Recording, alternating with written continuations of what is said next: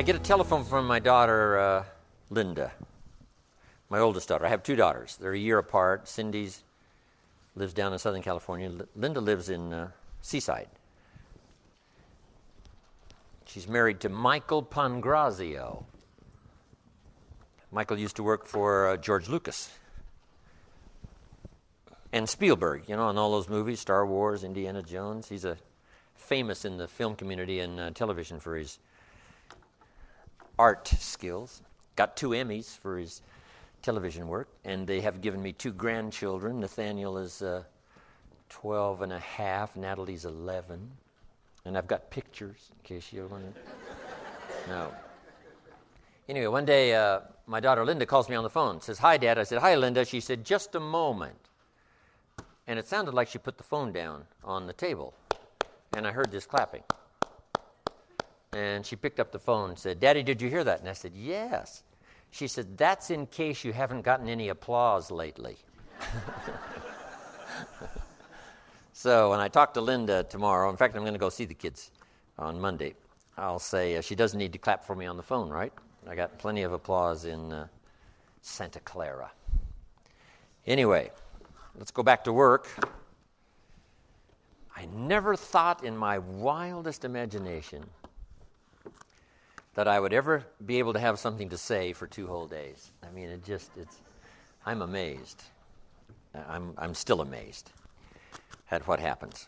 In fact, I was so excited to get here today to hear what I have to say, right? It's just amazing. So let's talk now about the subject that exploded my life into change. I've never been the same, and that's personal development.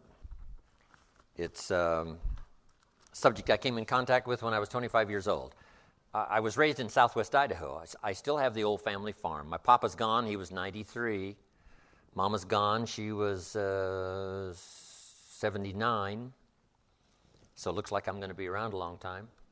Good genes. My papa never retired. When he died, his paycheck was waiting for him. That's pretty good, right? So I intend to be around a long, long time, looks like. But anyway, I was raised in southwest Idaho and still have the old family farm, you know, raising the normal crops in that part of the world. And my neighbor raises Arabian horses, and I furnish clover sometimes for him.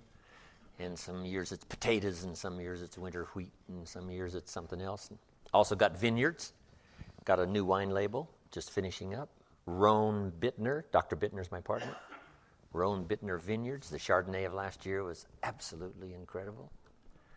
But I, went to college 1 year, and halfway through my second year I quit, unfortunately, age 19.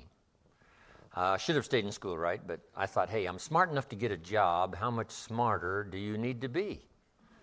So with that kind of shallow thinking back then, I quit school and went to work. A little later got married, started a little family, and, sort of struggled along in the sort of average American family, just young, getting started.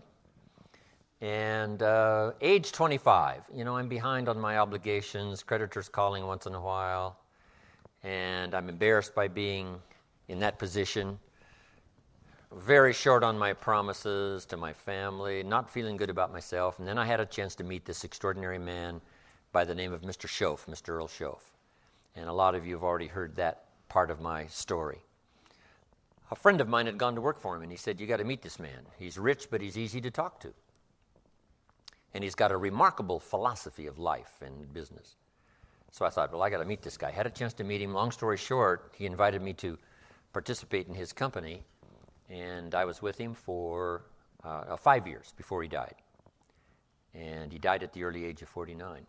But during that 5 years, I learned these revolutionary things. My parents laid a great foundation for me all those years, which has lasted me all of my life.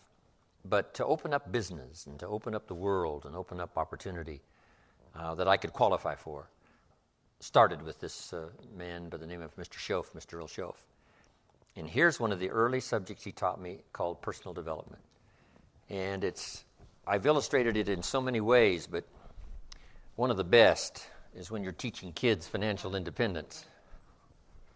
When I teach kids financial independence, here's what I teach. We get paid for bringing value to the marketplace. But this will also serve as an introduction to personal development. We get paid for bringing value to the marketplace. The key is to study the marketplace. Tomorrow we may talk about what I taught in Moscow. Profits are better than wages. Capitalism at the grassroots is the vitality of the nation. So you study your marketplace. Now the key is to bring value to the marketplace. Now, up here put time. It takes time to bring value to the marketplace. Actually, there's two parts to the value. To bring a product or a service and to be valuable to the marketplace. To bring value and to be valuable. And it takes time, but we don't get paid for the time. We get paid for the value. So the key is to study the marketplace. What do they need? What could I bring? And what could I become? Management, leadership, whatever. So could I find something valuable to bring to the marketplace? And could I be valuable to the marketplace? That is the key. Study the marketplace. But then my mentor said the main thing is to study yourself. And then when I teach economics to kids, I teach America's ladder to climb. It starts down here at $5 an hour, and this ladder starts going up like this. Top income last year, there's a whole variety of stories. I'm sure one of the top was something like 26 million, something like that, for 1 year. So we started at $5 an hour, and we go up to 26 million. Now, here's what we call this, a heck of a ladder. Not much better way to describe it, right? That's a heck of a ladder. So, here's what everybody has the opportunity to climb the ladder. Now, first, all you need is what? A chance. That's all everybody needs is a chance and a start, and now education as to how to take advantage of your chance, how to get started, and use your education to move up this ladder, speaking financially. Now, there's a lot of ways to grow, but speaking financially, this is the deal. So let's say you start at $5 an hour. And really, who cares where you start as long as they let you on the ladder. So you start at $5 an hour. Now the first key is, how do you increase the $5? And there's several philosophies to increasing the $5. Here's number one. Wait for them to raise the minimum wage. Right? Wouldn't that be one philosophy? Now, the last time it took how many years, right? Several years to raise the minimum wage, which is okay. I'm not saying it isn't okay. It's one way to get an increase in income is to wait for the minimum wage. Okay, here's the next philosophy. To wait for a raise, which is certainly legitimate. Now the question is, how often do the raises come? Every 6 months, maybe 1 year, they do what? A review. What if you miss the review? Well, you got to wait another 6 months or maybe a year. So that might take quite a while to go from 5, let's say, to 6. Here's another philosophy. Go on strike. Here's the philosophy we call by demand, to demand more. And if you don't give me more, I'll go on strike. I won't work. Which is one philosophy. To get more by demand. Now, here's the problem with demand. Make the note. Kids need to learn it. You can't get rich by demand. You might get a few more pennies, right? You might get an extra $1. You might get an extra benefit or something, but you can't get rich by demand. Here's why. Not that it isn't America, and not that it isn't that economically now we're doing incredibly well. But here's why you can't get rich by demand. It's the wrong philosophy. And here's what would be tragic all your working life. To live in the right country and have the wrong philosophy. So you can't get rich by demand. Then how could you get rich in America? It's very simple. Change your philosophy. And what would be the new philosophy? Answer. You get rich by performance, not by demand. Now, my mentor says, some people don't just make $5 an hour. They've moved up to $6. How easy would it be to get to $6? Probably pretty easy. If you work for McDonald's, they paid you $5 an hour, hauling out the trash. If you whistle while you haul out the trash, they'll pay you $6 an hour. Right? Here's an unusual person. They deserve $6 just because of their attitude. Wear the hat, say yay McDonald's. Okay? So for that, you get an extra, what? $1 an hour, because the company recognizes, hey, looks like this is going to be an oncoming person. So it's not that difficult to go from 5 to 6. But here's what's interesting. Some earn $50 an hour, 10 times as much. How could you multiply your income by 10? One, you probably couldn't do it waiting for a raise. Certainly you couldn't do it waiting for them to change the minimum wage. And you certainly couldn't do it by demand. Because usually when they make demands, they don't demand that you multiply my income by 10. People don't go on strike for multiplying their income by 10, usually, right? It's just a little increase. So, how could you go from 5 to 10? Interesting. But that's not the end of it. Can you think of somebody that makes $500 an hour? My Beverly Hills attorney, yes. I think. And you can think of some, right, that make $500 an hour? Now, 500 multiplies by 10 again. Not just once from $5 to 50, but from 50 to 500 is multiplying by 10 again. Can you multiply by 10 and then multiply by 10? And the answer is yes. One, living in the right country is an advantage. But here's the greatest advantage, having the right philosophy. Now, $500 an hour is not the end of the story. We go right on up to these top incomes. Would a company pay someone $26 million for 1 year's work? And the answer is yes. They do it all the time, right? Not because this guy went on strike. That's not how he gets the $26 million. So, a change and a shift in philosophy here starts to change everything.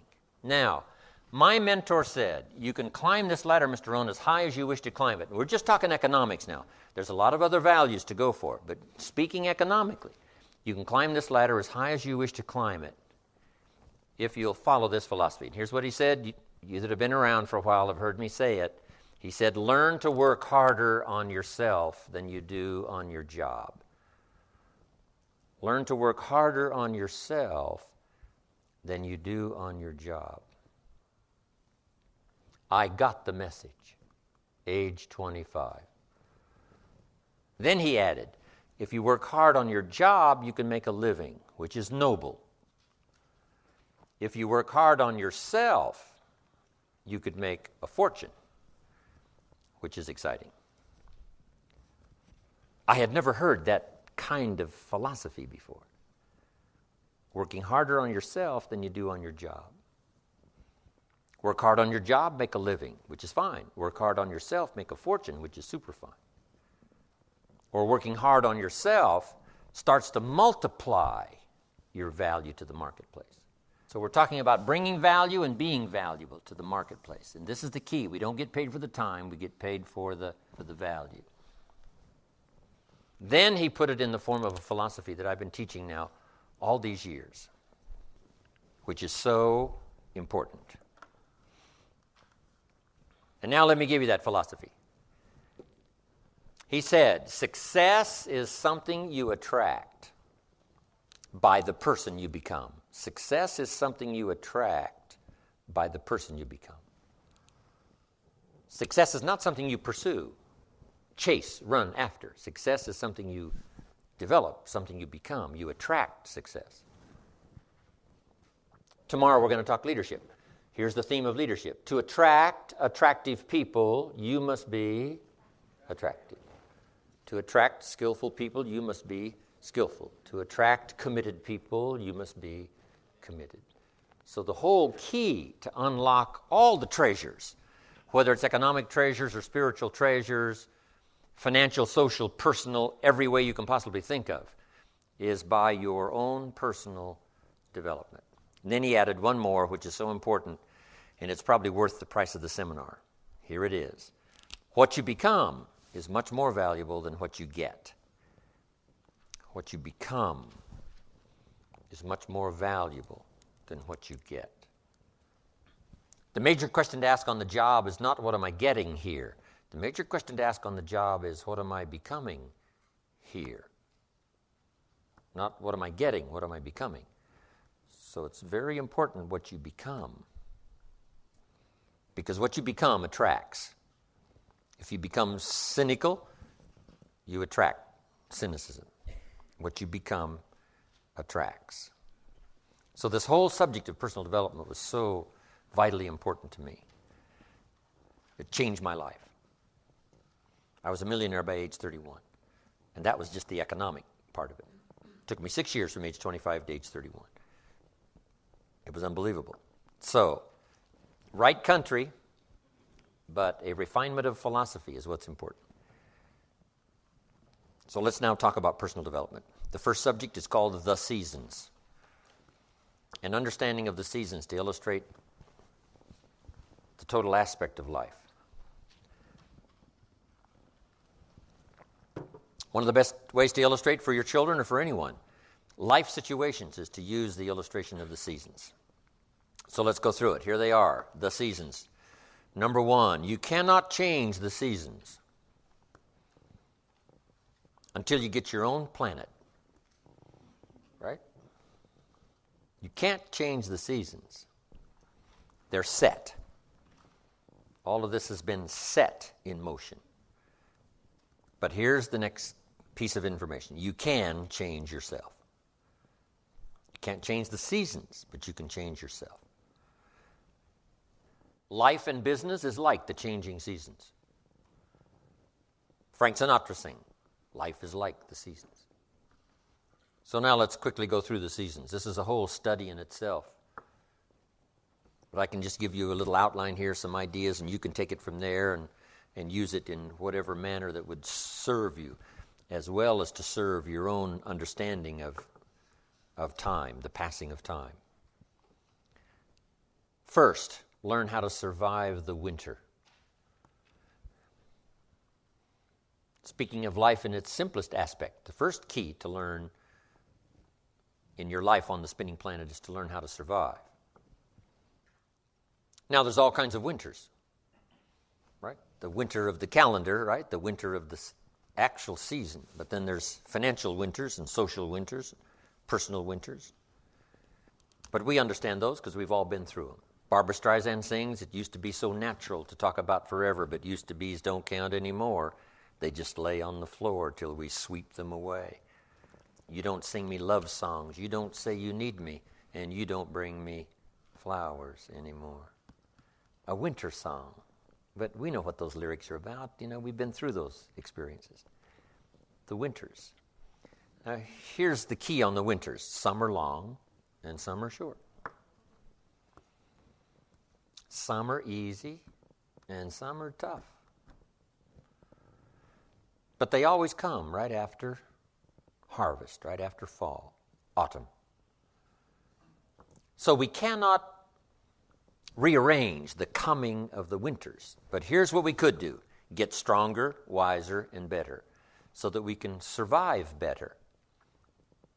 And our life will be less eroded by learning to handle the next winter of a divorce, the next winter of an illness, the next winter of a death in the family, the next winter of a loss financially, the next winter of a crisis of whatever kind, to be better equipped.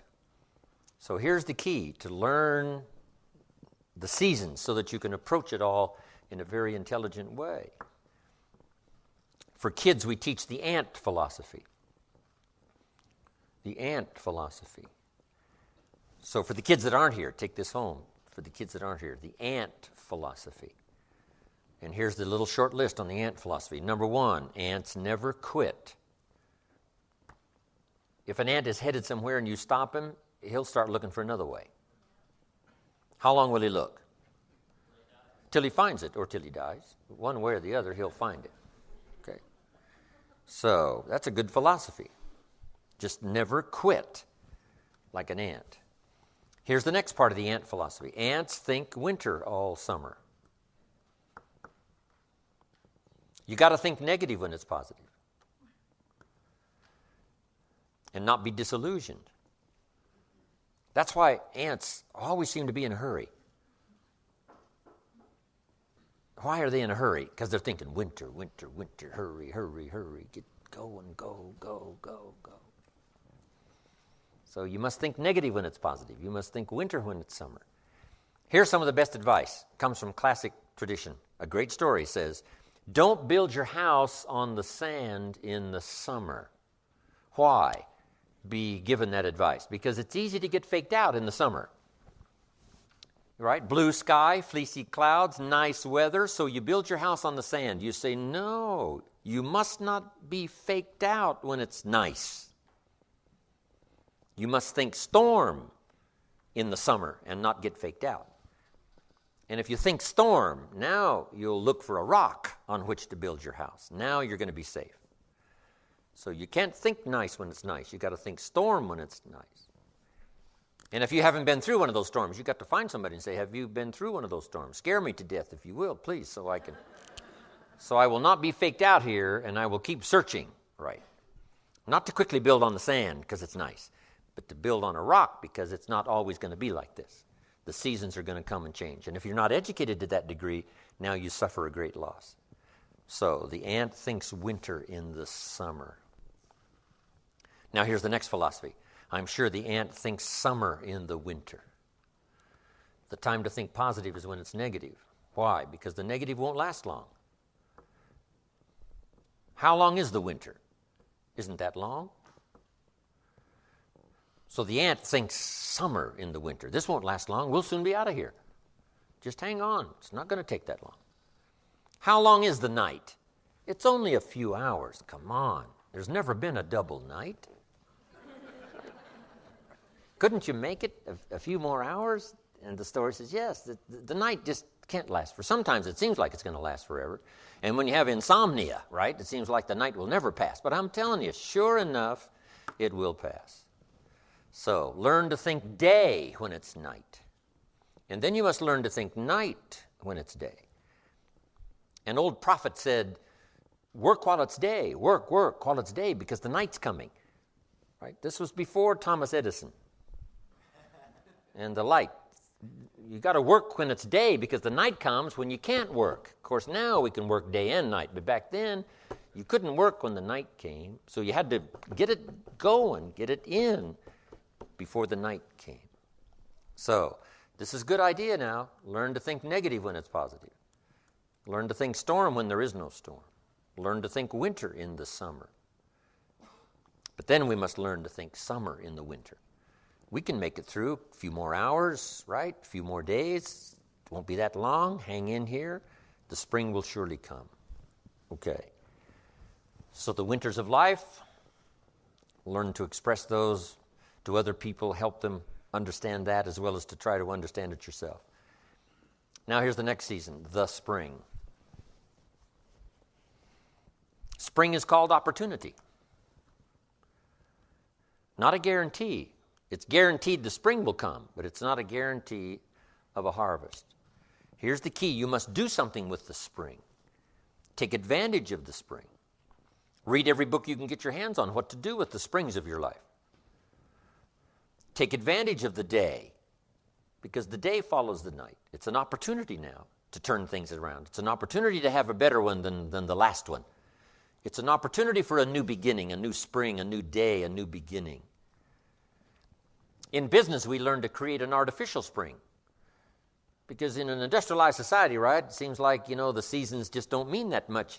When you're a farmer out there, they mean everything.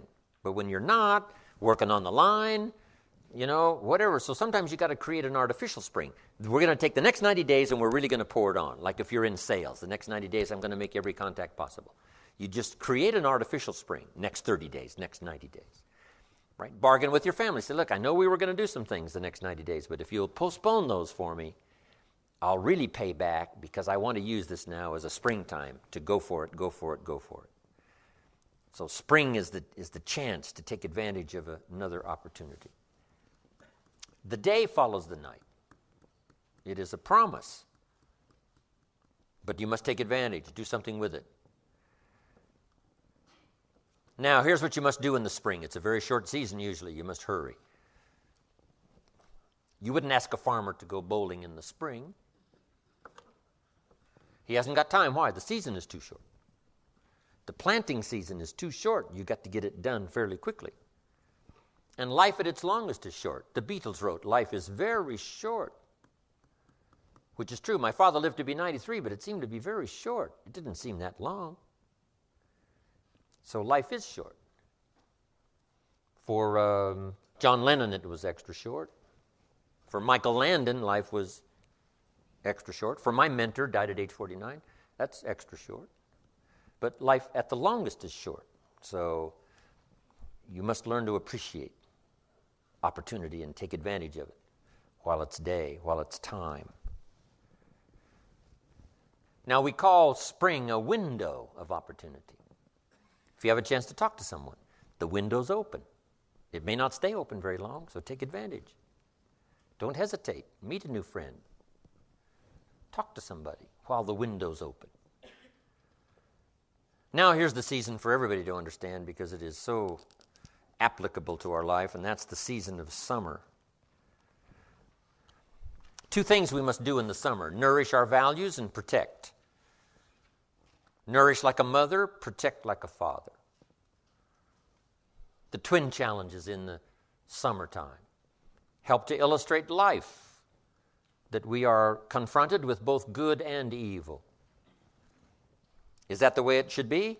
You've got to ask somebody a little higher up than me. We could get into probably a pretty great debate. Would there be good without evil?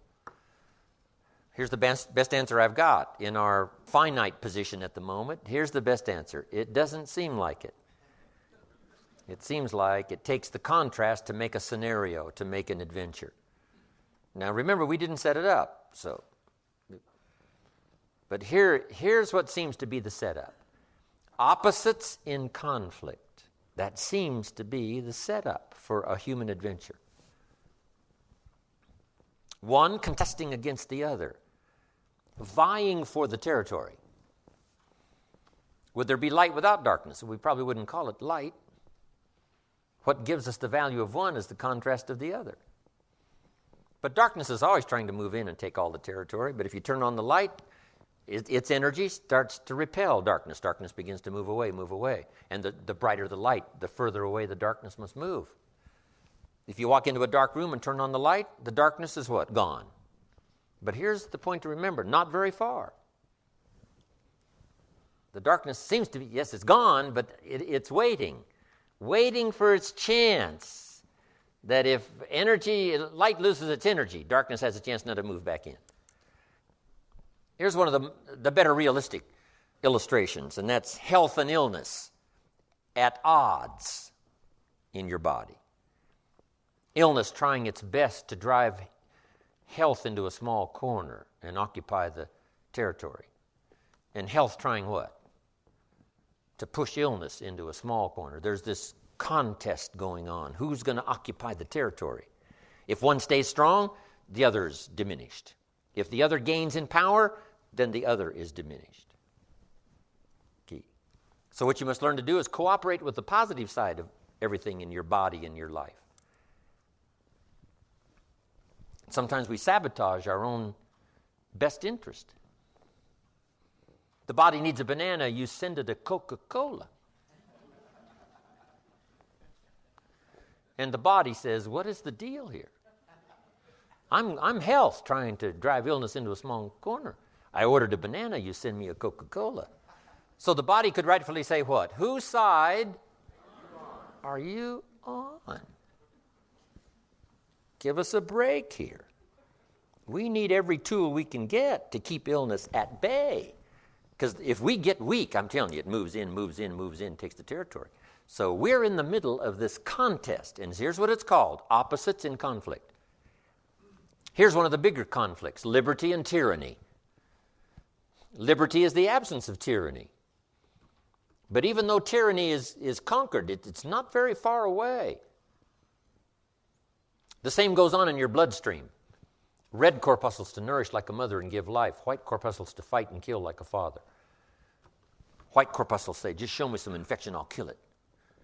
If I don't kill it, what? It killed you. Somebody's going to get killed in this contest, right? Good, evil, liberty, tyranny, right? Health, illness, winning and losing, right? There's the struggle going on. But here's the key. It's the only way, it seems, it's the only way to create a human adventure. There doesn't seem to be any other way currently. Now, some speak of a new heaven and a new earth, and maybe the whole arrangement will be different. Could very well be, but in this current experience, it seems like to create an adventure, to create a unique human scenario, we need opposites in conflict. And that's the deal. Thank God for white corpuscles that think negative all day. Tyranny and liberty. Saddam Hussein takes over Kuwait. What should we do? Somebody says, well, Kuwait, what do we care? Well, what if next he wants Saudi Arabia? You say, well, it's a pile of sand, what do we care? Well, what if next he wants Israel? You say, well, little Israel, what do we care? Well, what if next he wants the rest of the Mediterranean? You say, well, yes, I guess we've got to draw a line somewhere. Yes, somewhere. You've always got to draw a line somewhere and tell illness, hey, you can't have any more. You've got to throw up the barriers, draw a line in the sand. Our President George Bush was right to draw a line in the sand, put together the coalition, and put together 500,000 troops and go kick Saddam Hussein out of Kuwait. History demanded it. Hired Chief White Corpuscle General Schwarzkopf.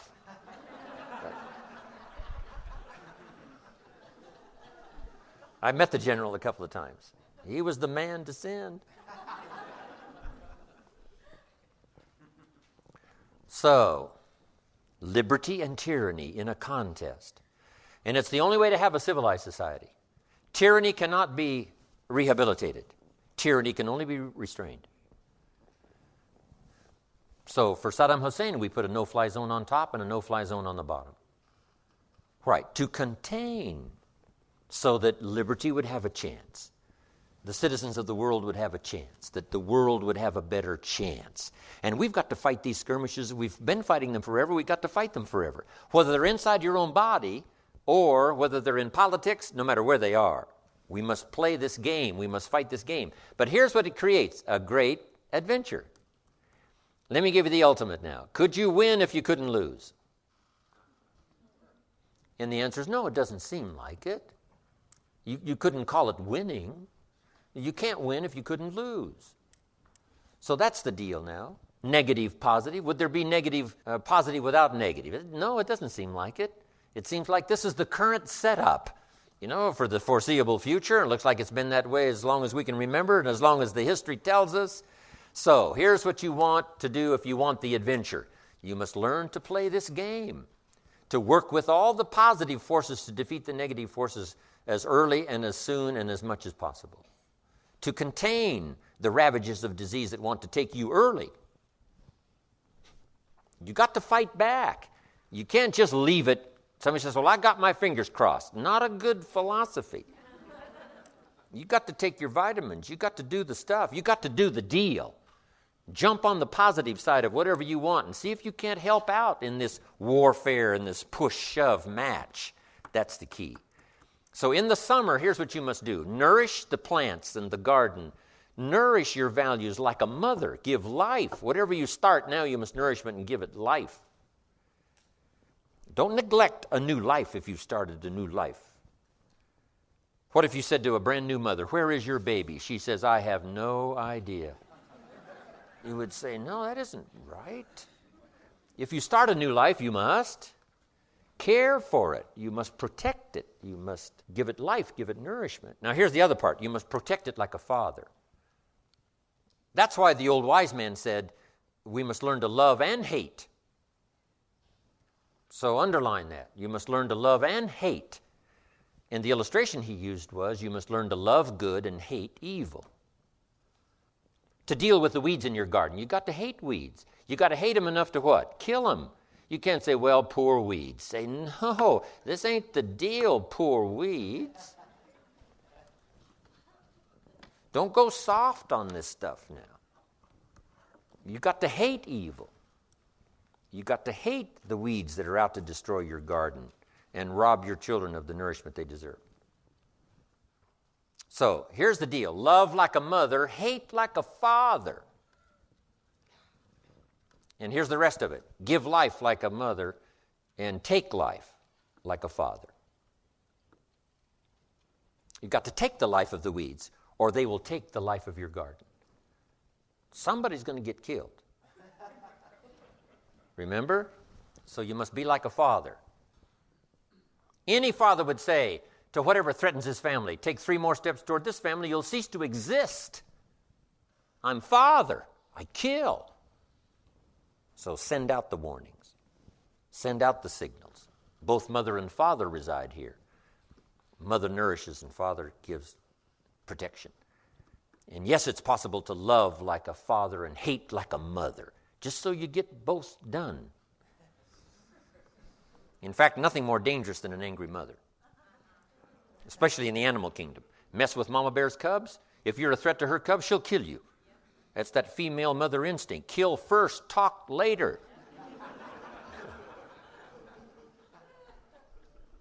Okay, you got that now? This is good advice. We're going to learn in communication shortly. You got to learn to put love and hate in the same sentence, because it's vitally important. Sometimes you must say to your children what? I love you, but I hate what's going on. They got to know what you love and what you hate. You don't hate them, but you hate what's going on. You hate the dangers. So learn the good, evil. Summertime. Now here's the greatest battle in the mind. Here's what you must not become in the summer in your mind. A victim of yourself. What is that insidious voice inside your own head that says, you're too short, it'll never work for you, you're too tall, right? It's over for you, right? It's never worked for you before. What gives you any idea that it'll work for you now? You've never been able to rise up and take charge of your life. What makes you think you can do it now? There's going to be too many obstacles out there. You'll never overcome them all. What is that insidious voice? It's the same game going on inside your head that's going on in the world. Liberty and tyranny in a push-shove match. And here's what you've got to do. Cooperate with the positive side of your life and let faith drive out doubt, right? Let winning drive out losing. Let positive drive out negative. But you've got to get into the contest. And why get into the contest? Because that's how you create an adventure. There is no other way. It takes both. You've got to learn to laugh, yes, but that's not what the wise men only said. You can't just learn to laugh and keep on laughing. No, that's silly. It says there's also a time to cry. You've got to learn to both laugh and cry. Then it said you must be so sophisticated as not to laugh when it's time to cry. Then it further says you must learn to laugh with those that laugh and learn to cry with those that cry. That now gives you an understanding of what life is all about. Sadness and joy, the contest, the difference. And yet it creates the adventure. What if you went to listen to the symphony orchestra and the symphony only played little happy high notes all evening, just little pleasant happy high notes? How much of that could you take? Say no. Don't you want to hear the crash of the cymbals that scares you to death? Don't you want to hear the minor key of the music that shows you the tragedy as well as the triumph? And the answer is yes, play me the whole orchestra. I can handle it. Because that's what life is all about. Positive, negative. What if the minister only prayed happy prayers every Sunday? How much of that could you take? Happy, happy, every Sunday, happy, happy. How much could you take? Who's going to pray angry prayers? Who's going to pray frustrated prayers? Who's going to weep in public for the lost children? It takes both. You got to weep with those that weep and laugh with those that laugh. You've got to have this full understanding of the game. You've got to understand the highs and the lows, the tragedy and the triumph. Most of the music of the world is written in the minor key, the key of pathos and sadness and mystery and wonder. You can't eliminate that from your life. It takes both to create an adventure. But here's the adventure: to overcome the evil, to put evil in its place. Just like in your mind, you've got to stand guard at the door of your mind and see if you can't suppress, see if you can't do battle with the negative forces. Don't become a victim of yourself. Beware of the thief on the street that's after your purse, but also beware of the thief in your mind that's after your promise. And see if you can't engage in this mental contest and win the day. That's the summer. Now here's one more season, and that's the season of harvest. Here's the key to remember harvest time. In due season, in due time, when it's time. And part of this is to develop the patience so that when it's time, it will come. But you cannot be impatient. Patience is part of the game here. You can't plant the seed and 2 or 3 days later dig around and say, where's my crop, where's my crop? Say, no, come on, that's foolish. We'll take you away to some safe place. You got to plant and what?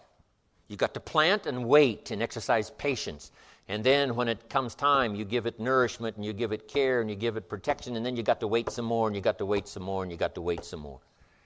But here's what it says, in due time, in due season, when it's ready, when it's time for you, whatever it is, financially, socially, personally, economically, whatever the time, when it's time, your harvest will come.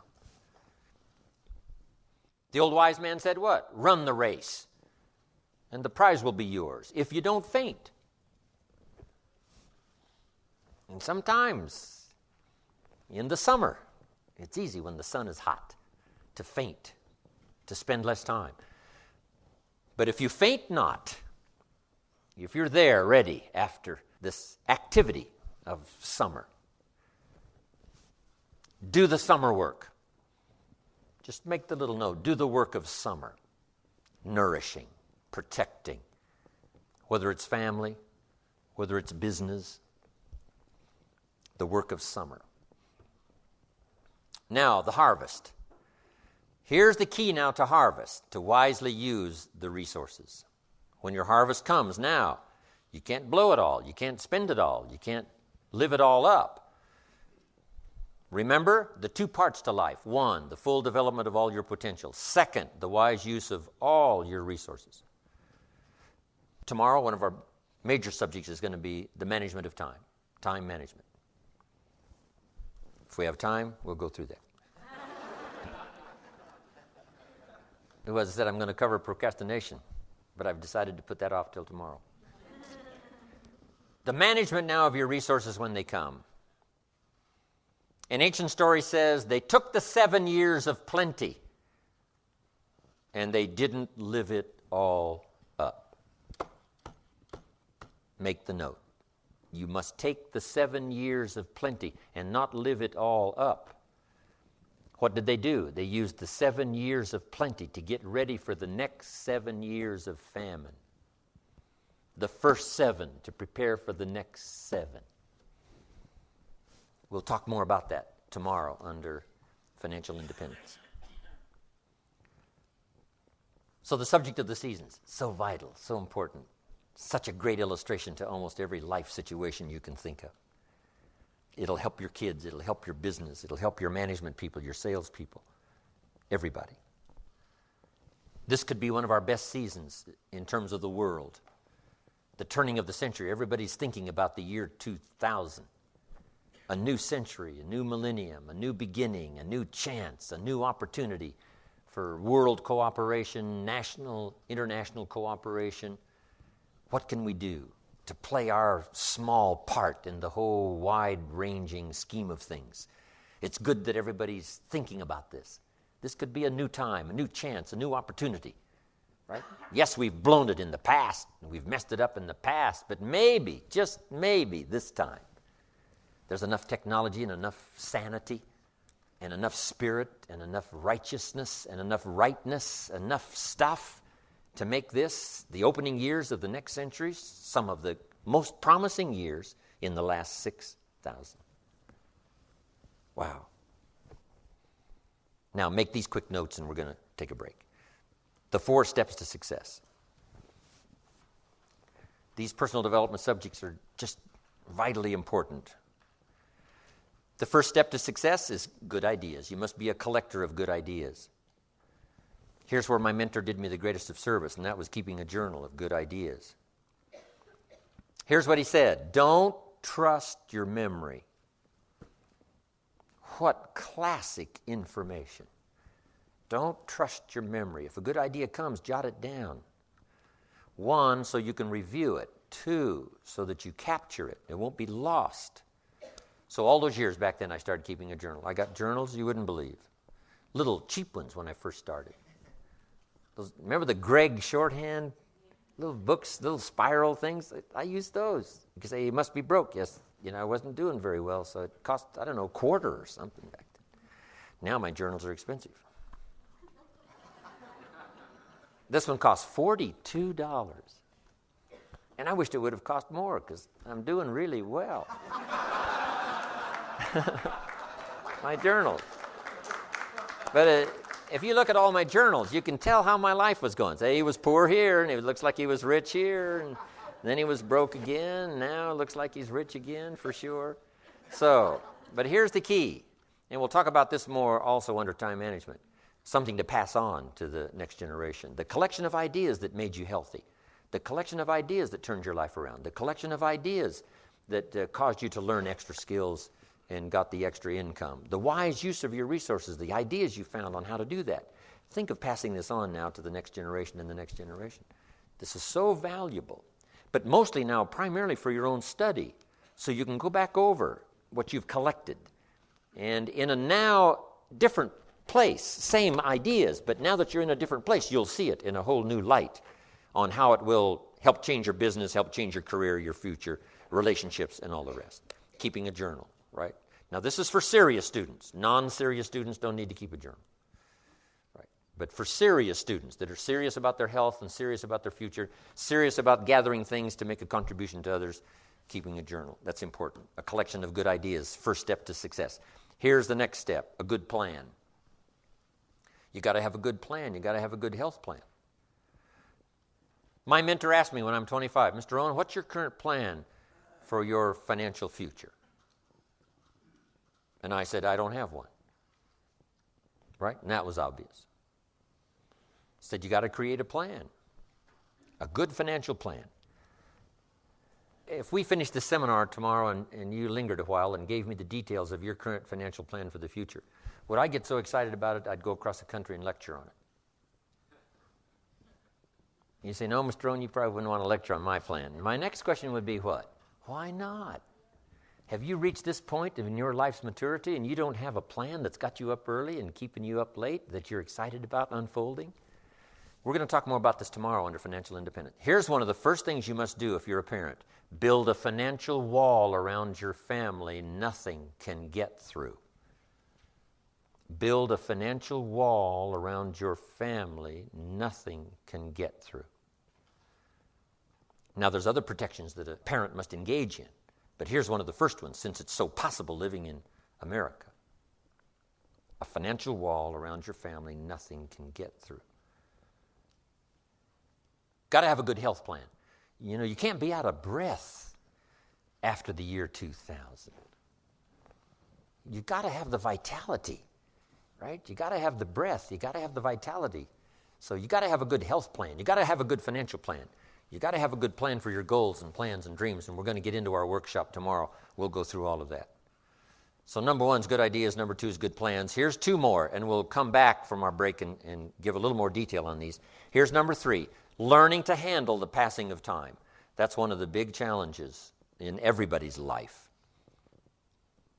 Learning to handle the passing of time. And then here's number 4, the solving of problems. And that's what life is all about. Taking them on, finding solutions, executing, recording progress. This is the end of this disc. The program continues on the next CD.